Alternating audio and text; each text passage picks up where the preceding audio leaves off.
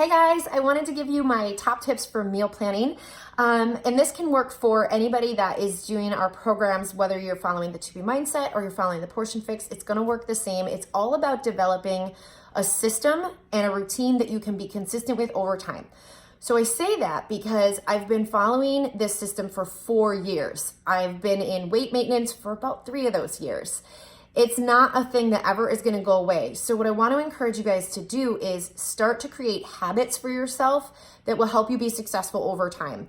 Learning nutrition and changing up recipes and keeping it fresh is a process. It's okay to feel uncomfortable at first. I remember when I first started with Beachbody, I was using the container systems and I was definitely overwhelmed. I was overwhelmed thinking that I would have to cook separate meals for my family. And even for the first month, honestly, I kind of did. Like I had to worry about myself and hitting my goals.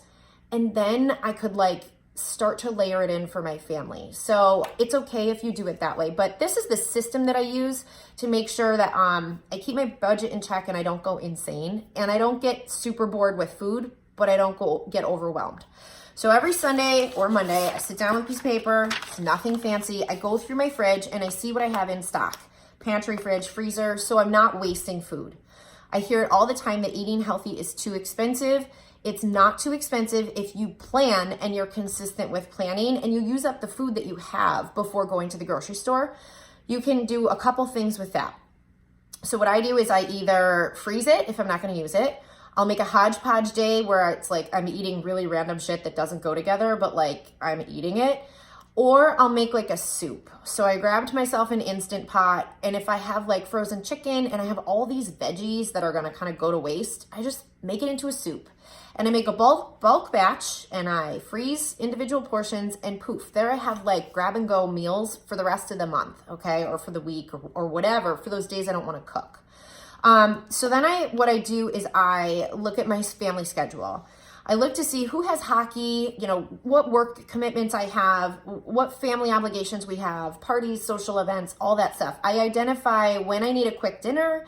I identify when I'm going to have a social struggle or temptation, and I plan for that. So I know if Friday night I'm going out with friends, then I know that's going to be my night to kind of eat a little bit differently. But that's it. That's going to encourage me to eat well the rest of the week because you will not get results if you're not consistent with your nutrition. So that works for me, just identifying my family schedule. I don't meal prep everything, but I make sure that I have what I want to cook in the house. Repeating lunches is something that has really helped me be successful. You might find it boring to eat the same 2 or 3 meals. And if that's you, then again, this is where the system will work, but you're gonna have to tweak what you do with the system. So I use leftovers or repeat simple meals for lunches. Shakeology is my go-to for breakfast. It has been for 4 years. If there's a day I want a hot breakfast, then I'll have Shakeology for lunch. It's still gonna be in my meal plan. So I really only have to come up with 2 meals a day for myself that are going to help me achieve my results, right? So I always have Shakeology for breakfast. I'll pair it with oatmeal or Ezekiel English muffins, or I'll just throw fresh fruit or frozen fruit into my shake and just have it. It's so convenient for me. I remember telling my coach when I first started, I'm not a shake person. I don't want to eat, I like to eat my food. And it is the best tool for success. I kick myself every time I look back at the old me. I was so stubborn about new stuff. I also didn't think that I would ever be consistent with meal planning.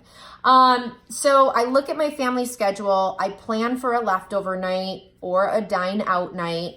I look at social temptations that I'm gonna struggle with, and I'm aware. I'm aware that they're coming. I don't stress about it. I don't eat poorly because they're coming on Friday. I don't sabotage my week. But I'm just aware. I'm aware of what's coming.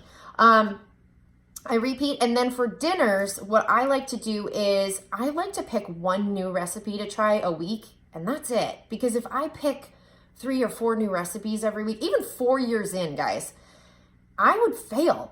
I can't do it. Maybe you can, but I can't. But for me, I like to just jot down a list of 5 dinners. Because I know I'm always going to have a leftover night. I know I'm always going to have a dining out night or a breakfast for dinner night. So I pick 5 recipes, 4 of which I've already made before, I'm super familiar with, 1 new one, and I just have them on a piece of paper. And then on Monday, I know that I've gone shopping, I have all the ingredients, and I decide which one of the 5 do I feel like eating. And then the next day, which one of the 4 do I feel like eating? So that I am cooking fresh dinners. If you don't have time to do that, then you could do your meal prep on Sunday and kind of have your ingredients laid out, maybe have your veggies chopped. On the nights that I know that I won't have time for dinner, I do pre-cook my dinners for that night. I'll use the Instant Pot, or I'll just pre-cook it on Sunday and reheat it, or I'll do breakfast for dinner or something super simple.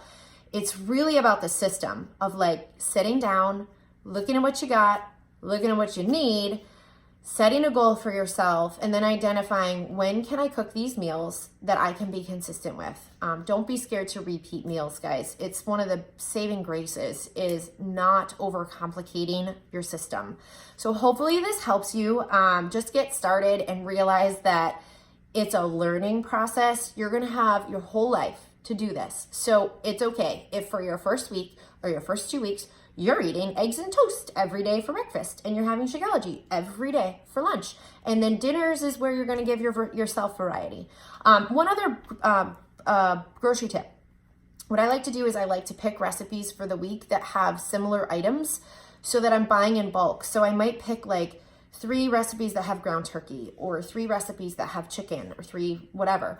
So I'm 3 recipes that have broccoli. So I'm buying like bulk items. It really does save on your grocery budget to have less variety in one week and then change the variety week to week. Because if you're buying smaller individual items, you're going to pay more per unit or all that stuff. So if you're somebody that's concerned about keeping your budget in check, I'm always concerned about that. So even 4 years later, I'm still doing the same things I did week 1 with learning this, but learning how to eat, understanding what your body needs every day is number 1. And that's why I love what our programs offer is they're going to teach you what you need, and then you can sit down and develop this system for yourself. So hopefully that helps. This is just what works for me. I'm excited to see what works for everybody else. And I love that in our communities, we can share that. We can talk about it every week. We can talk about what's going on our plates. We can ask, we can share ideas, because when you make nutrition, more of a community experience, it's going to be that much more fun. You know, like food is fun if you do it the right way. So I hope this helps. Have a great day.